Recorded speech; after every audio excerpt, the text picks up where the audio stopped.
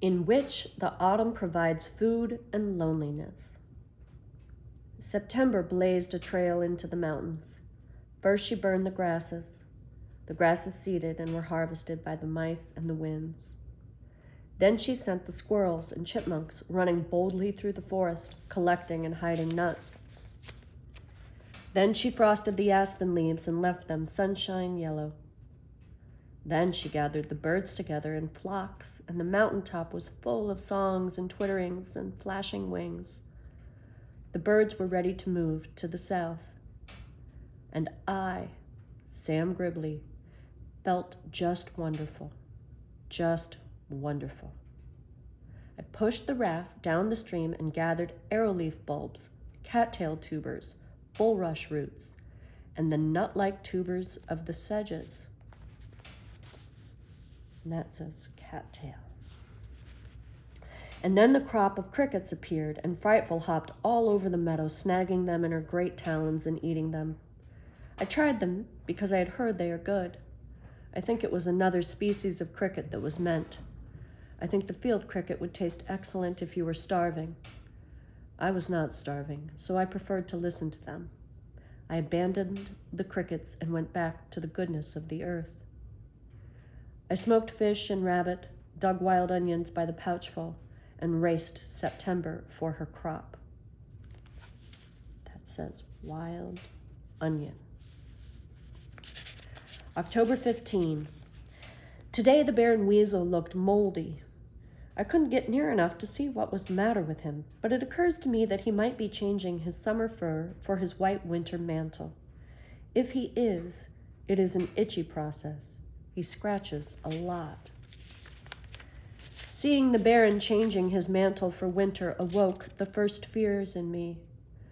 I wrote that note on a little birch bark, curled up on my bed, and shivered. The snow and the cold and the long, lifeless months are ahead, I thought. The wind was blowing hard and cool across the mountain. I lit my candle, took out the rabbit and squirrel hides I had been saving, and began rubbing and kneading them to softness. The Baron was getting a new suit for winter. I must have one too. Some fur underwear, some mittens, fur-lined socks. Frightful, who was sitting on the footpost of the bed, yawned, fluffed, and thrust her head into the slate-gray feathers of her back. She slept. I worked for several hours. I must say here that I was beginning to wonder if I should not go home for the winter and come back again in the spring.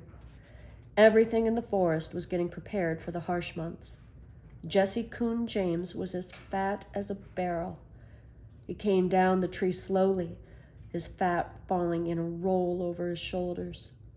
The squirrels were working and storing food. They were building leaf nests. The skunks had burrows and plugged themselves in at dawn with bunches of leaves. No drafts could reach them. As I thought of the skunks and all the animals preparing themselves against the winter, I realized suddenly that my tree would be as cold as the air if I did not somehow find a way to heat it. Notes. Today I rafted out into the deep pools of the creek to fish. It was a lazy sort of autumn day, the sky clear, the leaves beginning to brighten, the air warm. I stretched out on my back because the fish weren't biting and hummed. My line jerked and I sat up to pull but was too late. However, I was not too late to notice that I had drifted into the bank, the very bank where Bando had dug the clay for the jam pots. At that moment, I knew what I was going to do. I was going to build a fireplace of clay, even fashion a little chimney of clay. It would be small, but enough to warm the tree during the long winter. Next day, I dragged the clay up the mountain to my tree in my second best pair of city pants. I tied the bottoms of the legs, stuffed them full, and as I looked down on my strange cargo, I thought of scarecrows and Halloween. I thought of the gang dumping ash cans on 3rd Avenue and soaping up the windows. Suddenly, I was terribly lonely. The air smelled of leaves, and the cool wind from the stream hugged me. The warblers in the trees above me seemed gay and glad about their trip south. I stopped halfway up the mountain and dropped my head. I was lonely and on the verge of tears. Suddenly there was a flash, a pricking sensation on my leg, and I looked down in time to see the Baron leap from my pants to the cover of fern. He scared the loneliness right out of me. I ran after him and chased him up the mountain, losing him from time to time in the ferns and crowfeet. We stormed into the camp, an awful sight, the Baron bouncing and screaming ahead of me, and me dragging that half-scarecrow of Clay. Frightful took one look and flew to the end of her leash. She doesn't like the Baron and watches him, well, like a hawk. I don't like to leave her alone. End notes. Must make fireplace. It took 3 days to get the fireplace worked out so that it didn't smoke me out of the tree like a bee. It was an enormous problem. In the first place, the chimney sagged because the clay was too heavy to hold itself up, so I had to get some dry grasses to work into it so it could hold its own weight. I whittled out one of the old knotholes to let the smoke out and built the chimney down from this. Of course, when the clay dried, it pulled away from the tree, and all the smoke poured back in on me. So I tried sealing the leak with pine pitch, and that worked all right, but then the funnel over the firebed cracked, and I had to put wooden props under that. The wooden props burned, and I could see that this wasn't going to work either, so I went down the mountain to the site of the old Gribbly farmhouse and looked around for some iron spikes or some sort of metal. I took the wooden shovel that I had carved from the board and I dug around what I thought must have been the back door or possibly the woodhouse. I found a hinge, old handmade nails that would come in handy, and finally, treasure of treasures, the axle of an old wagon. It was much too big. I had no hacksaw to cut it into smaller pieces, and I was not strong enough to heat it and hammer it apart. Besides, I didn't have anything but a small wooden mallet I had made. I carried my trophies home and sat down before my tree to fix dinner and feed Frightful. The evening was cooling down for a frost. I looked at Frightful's warm feathers. I didn't even have a deer hide for a blanket. I had used the 2 I had for a door and a pair of pants. I wished that I might grow feathers. I tossed Frightful off my fist and she flashed through the trees and out over the meadow. She went with a determination strange to her. She is going to leave, I cried. I have never seen her fly so wildly. I pushed the smoked fish aside and ran to the meadow. I whistled and whistled and whistled until my mouth was dry, and no more whistle came. I ran onto the big boulder. I could not see her. Wildly, I waved the lure. I licked my lips and whistled again. The sun was a cold, steely color as it dipped below the mountain. The air was now brisk, and Frightful was gone. I was sure that she had suddenly taken off on the migration. My heart was sore and pounding. I had enough food, I was sure. Frightful was not absolutely necessary for my survival, but I was now so fond of her. She was more than a bird. I knew I must have her back to talk to and play with if I was going to make it through the winter. I whistled. Then I heard a cry in the grasses up near the white birches. In the gathering darkness, I saw movement. I think I flew to the spot. And there she was. She had caught herself a bird. I rolled into the grass beside her and clutched her jesses. She didn't intend to leave, but I was going to make sure that she didn't. I grabbed so swiftly that my hand hit a rock, and I bruised my knuckles. The rock was flat and narrow and long. It was the answer to my fireplace. I picked up Frightful in one hand and the stone in the other, and I laughed at the cold, steely sun as it slipped out of sight because I knew I was going to be warm. This flat stone was what I needed to hold up the funnel and finish my fireplace. And that's what I did with it. I broke it into 2 pieces, set one on each side under the funnel, lit the fire, closed the flap of the door, and listened to the wind bring the first frost to the mountain. I was warm. Then I noticed something dreadful. Frightful was sitting on the bedpost, her head under her wings. She was toppling. She jerked her head out of her feathers. Her eyes looked glassy. "She is sick," I said. I picked her up and stroked her, and we both might have died there if I had not opened the tent flap to get her some water. The cold night air revived her. "Air," I said. "The fireplace used up all the oxygen. I've got to ventilate this place." We sat out in the cold for a long time because I was more than a little afraid of what our end might have been. I put out the fire, took the door down, and wrapped up in it. Frightful and I slept with the good frost nipping our faces. Notes. I cut out several more knotholes to let air in and out of the tree room. I tried it today. I have Frightful on my fist watching her.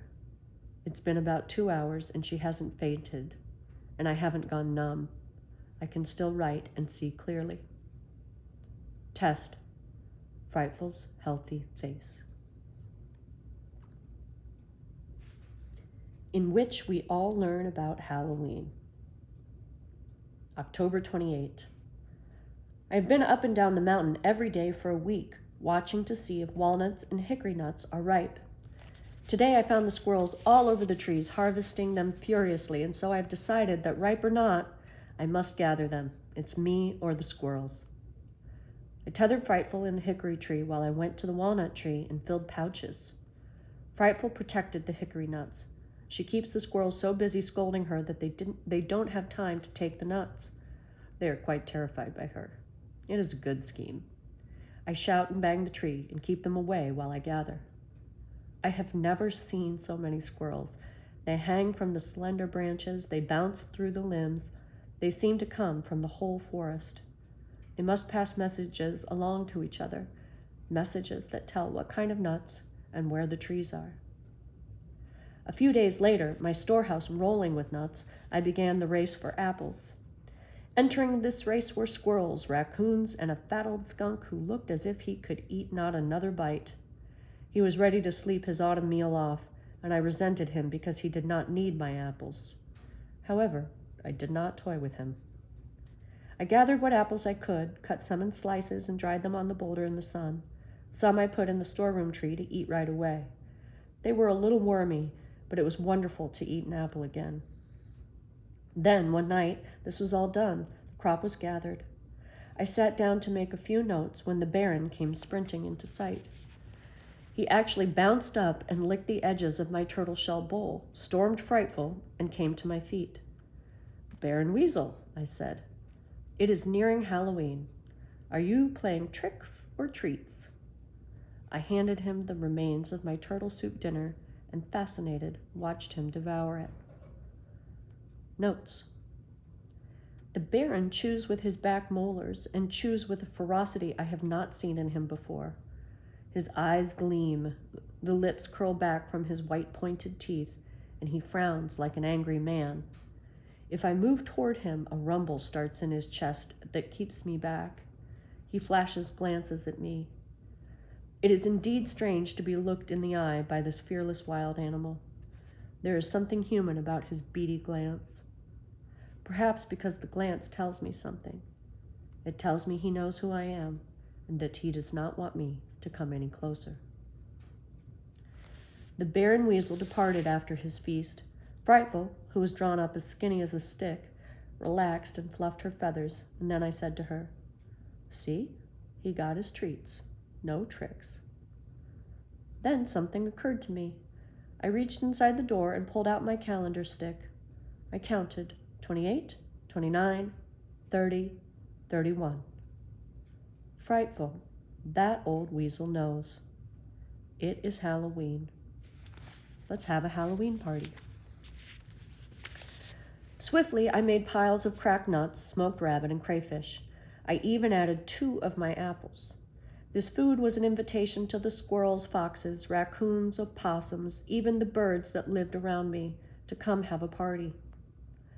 When Frightful is tethered to her stump, Some of the animals and birds will only come close enough to scream at her.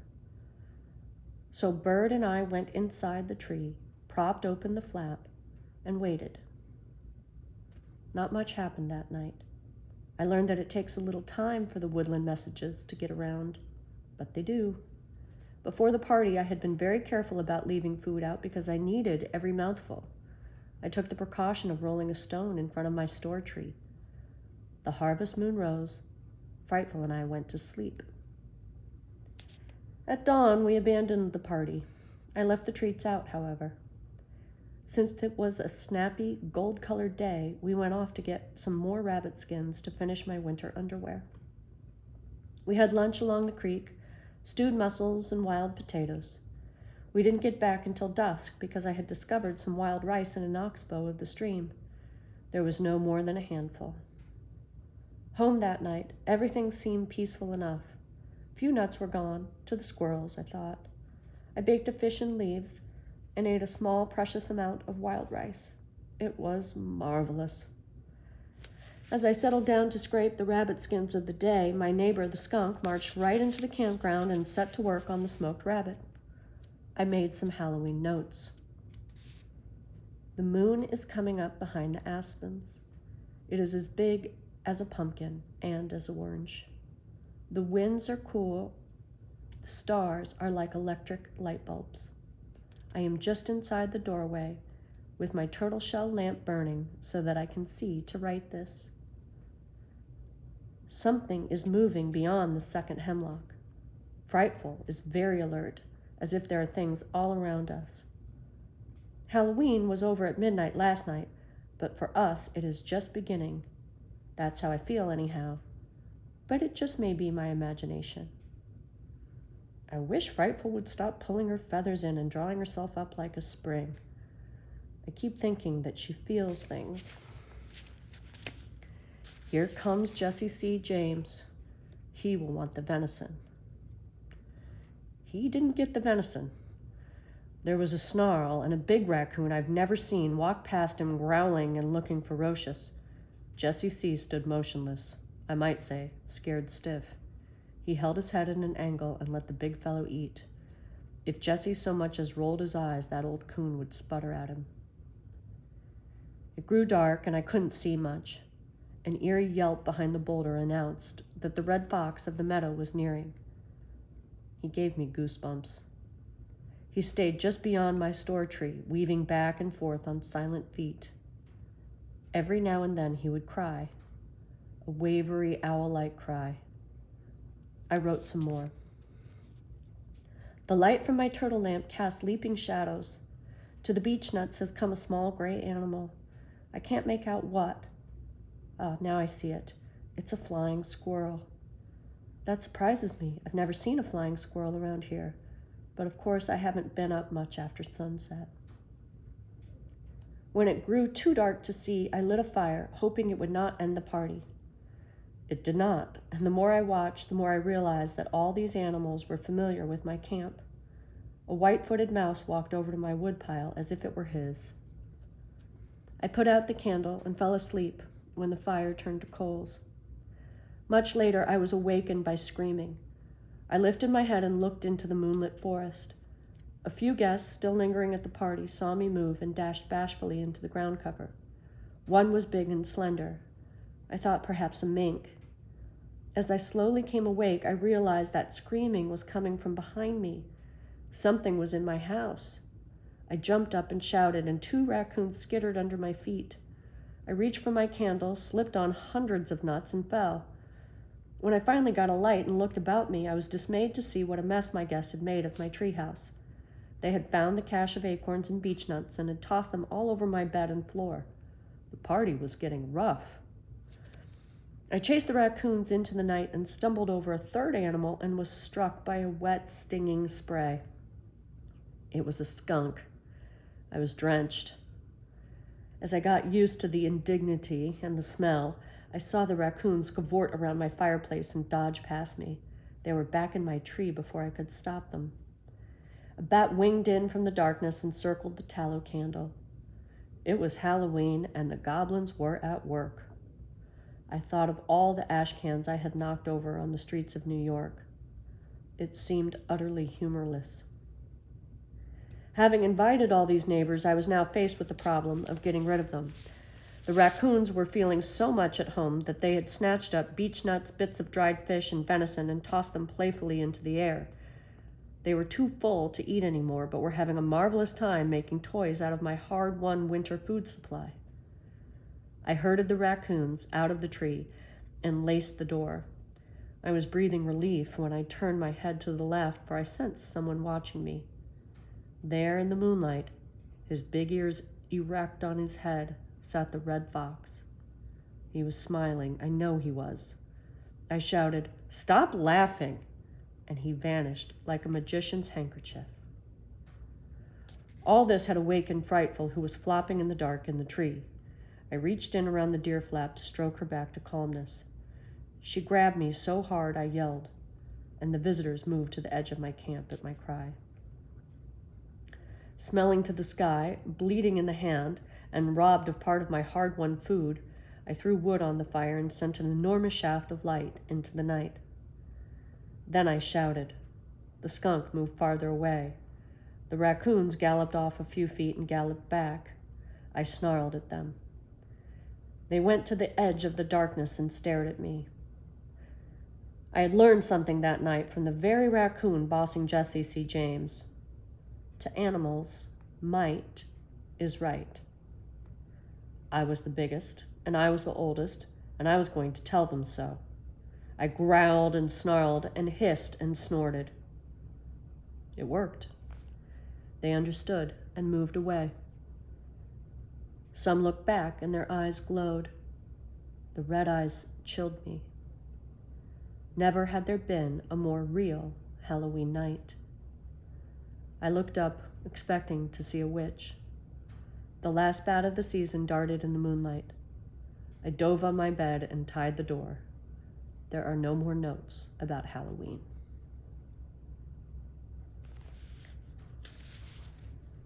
In which I find out what to do with hunters. That party had a moral ending. Don't feed wild animals. I picked up and counted my walnuts and hickory nuts. I was glad to discover there was more mess than loss. I decided that I would not only live until spring, but that I still had more nuts than all the squirrels on Gribley's, including flying squirrels. In early November, I was awakened one morning by a shot from a rifle. The hunting season had begun. I had forgotten all about that. To hide from a swarm of hunters was truly going to be a trick. They would be behind every tree and on every hill and dale. They would be shooting at everything that moved, and here was I in deerskin pants and a dirty brown sweater, looking like a deer. I decided, like the animals, to stay holed up the first day of the season. I whittled a fork and finished my rabbit skin winter underwear. I cracked a lot of walnuts. The second day of the hunting season, I stuck my head out of my door and decided my yard was messy. I picked it up so that it looked like a forest floor. The third day of the hunting season, some men came in and camped by the gorge. I tried to steal down the other side of the mountain to the North Stream, found another camp of hunters there, and went back to my tree. By the end of the week, both Frightful and I were in need of exercise. Gunshots were still snapping around the mountain. I decided to go see Miss Turner at the library. About an hour later, I wrote this. I got as far as the edge of the hemlock grove when a shot went off practically at my elbow. I didn't have Frightful's jesses in my hand, and she took off at the blast. I climbed a tree. There was a hunter so close to me he could have bitten me, but apparently he was busy watching his deer. I was able to get up into the high branches without being seen. First, I looked around for Frightful. I could see her nowhere. I wanted to whistle for her, but I didn't think I should. I sat still and looked and wondered if she'd go home. I watched the hunter track his deer. The deer was still running. From where I was, I could see it plainly, going toward the old Gribley farm site. Quietly, I climbed higher and watched. Then, of all things, It jumped the stone fence and fell dead. I thought I would stay in the tree until the hunter quartered his kill and dragged it out to the road. Then it occurred to me that he wasn't even going to find that deer. He was going off at an angle, and from what I could see, the deer had dropped in a big bank of dry ferns and would be hard to find. It got to be nerve-wracking at this point. I could see my new jacket lying in the ferns and the hunter looking for it. I closed my eyes and mentally steered him to the left. Then good old Frightful. She had winged down the mountain and was sitting in a sapling maple not far from the deer. She saw the man and screamed. He looked in her direction. Heaven knows what he thought she was, but he turned and started toward her. She rustled her wings, climbed into the sky, and disappeared over my head. I did want to whistle for her, but feared for my deer, myself, and her. I hung in the tree and waited about a half an hour. Finally, the man gave up his hunt. His friends called, and he went on down the mountain. I went down the tree. In the dry ferns lay a nice young buck. I covered it carefully with some of the stones from the fence and more ferns and rushed home. I whistled, and down from the top of my own hemlock came Frightful. I got a piece of birch bark to write all this on so I wouldn't get too anxious and go for the deer too soon. We will wait until dark to go get our dinner and my new jacket. I am beginning to think I'll have all the deer hide and venison I can use. There must be other lost game on this mountain. I got the deer after dark, and I was quite right. Before the season was over, I got 2 more deer in the same way. However, with the first deer to work on, the rest of the season passed quickly. I had lots of scraping and preparing to do. My complaint was that I did not dare light a fire and cook that wonderful meat. I was afraid of being spotted. I ate smoked venison, nut meats, and hawthorn berries. Hawthorn berries taste a little bit like apples. They are smaller and drier than apples. They also have big seeds in them. The hawthorn bush is easy to tell because it has big red shiny thorns on it. Each day the shooting lessened as the hunters left the hills and went home. As they cleared out, Frightful and I were freer and freer to roam. The air temperature now was cold enough to preserve the venison, so I didn't smoke the last 2 deer, and about 2 weeks after I heard that first alarming shot, I cut off a beautiful steak, built a bright fire, and when the embers were glowing, I had myself a real dinner. I soaked some dried puffballs in water, and when they were big and moist, I fried them with wild onions and skimpy old wild carrots and stuffed myself until I felt kindly toward all men. I wrote this. November 26. Hunters are excellent friends if used correctly. Don't let them see you, but follow them closely. Preferably use the tops of trees for this purpose, for hunters don't look up. They look down and to the right and left and straight ahead. So if you stay in the trees, you can not only see what they shoot, but where it falls. And if you are extremely careful, you can sometimes get to it before they do and hide it. That's how I got my 3rd deer. I had a little more trouble tanning these hides because the water in my oak stump kept freezing at night. It was getting cold. I began wearing my rabbit fur underwear most of the morning. It was still too warm at noon to keep it on, but it felt good at night. I slept in it until I got my blanket made. I did not scrape the deer hair off my blanket. I liked it on. Because I had grown, 1 deer skin wouldn't cover me. I sewed part of another one to it. The 3rd hide I made into a jacket. I just cut a rectangle with a hole in it for my head and sewed on straight, wide sleeves. I put enormous pockets all over it, using every scrap I had, including the pouches I had made last summer. It looked like a cross between a Russian military blouse and a carpenter's apron, but it was warm, roomy, and I thought, handsome.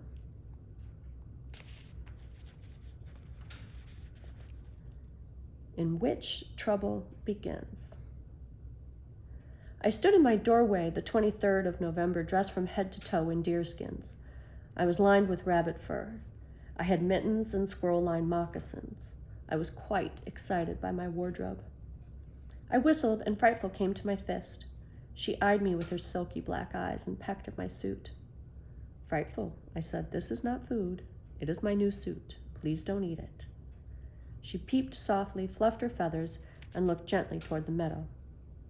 You are beautiful too, Frightful, I said, and I touched the slate-gray feathers on her back. Very gently, I stroked the jet-black ones that came down from her eyes. Those beautiful marks gave her so much of her superb dignity. In a sense, she had also come into a new suit.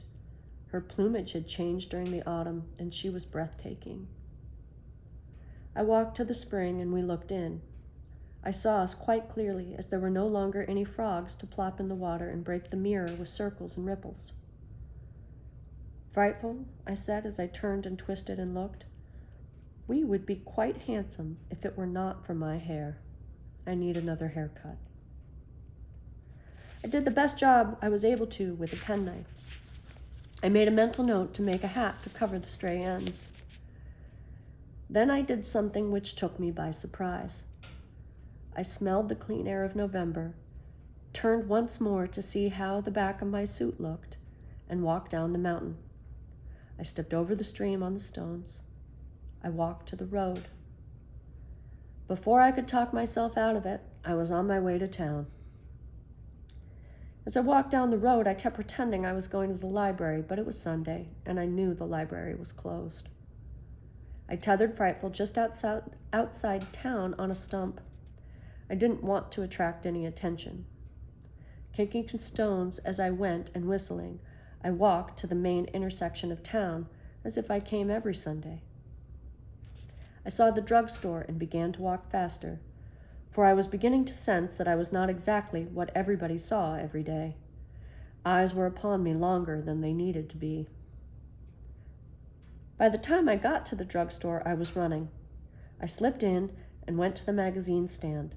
I picked up a comic book and began to read. Footsteps came toward me. Below the bottom picture, I saw a pair of pants and saddle shoes. One shoe went tap-tap. The feet did a kind of hop step, and I watched them walk to the other side of me. Tap-tap-tap. Again. A hop step, and the shoes and pants circled me. Then came the voice. Well, if it isn't Daniel Boone. I looked into a face about the age of my own, but a little more puppyish, I thought. It had about the same coloring, brown eyes, brown hair, a bigger nose than mine, and more ears, but a very assured face. I said, Well? I grinned because it had been a long time since I'd seen a young man my age. The young man didn't answer. He simply took my sleeve between his fingers and examined it closely. Did you chew it yourself? He asked. I looked at the spot he was examining and said, Well, no, I pounded it on a rock there, but I did have to chew it a bit around the neck. It stuck me. We looked at each other then. I wanted to say something, but didn't know where to begin. He picked at my sleeve again. My kid brother has one that looks more real than that thing. What you got that on for, anyway? I looked at his clothes. He had on a nice pair of gray slacks, a white shirt opened at the neck, and a leather jacket. As I looked at these things, I found my voice. Well, I'd rip anything like you have on all to pieces in about a week. He didn't answer. He walked around me again. Where did you say you came from? I didn't say, but I come from a farm up the way. What'd you say your name was? Well, you called me Daniel Boone. Daniel Boone, eh? He walked around me once more, and then he peered at me. You're from New York. I can tell the accent. He leaned against the cosmetic counter. Come on now, tell me. Is this what the kids are wearing in New York now? Is this gang stuff?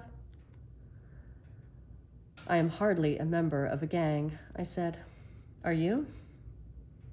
Out here? Nah, we bowl. conversation went to bowling for a while. Then he looked at his watch. I gotta go. You sure are a sight, Boone. What you doing anyway? Playing cowboys and Indians? Come on up to the Gribley farm and I'll show you what I'm doing. I'm doing research. Who knows when we're all going to be blown to bits and need to know how to smoke venison. Gee, you New York guys can sure double talk. What does that mean? Burn a block down? No, it means smoke venison, I said. I took a piece out of my pocket and gave it to him. He smelled it and handed it back. Man, he said, what do? Eat it? I sure do, I answered. I don't know whether to send you home to play with my kid brother or call the cops. He shrugged his shoulders and repeated that he had to go. As he left, he called back. The Gribley farm? Yes. Come on up if you can find it.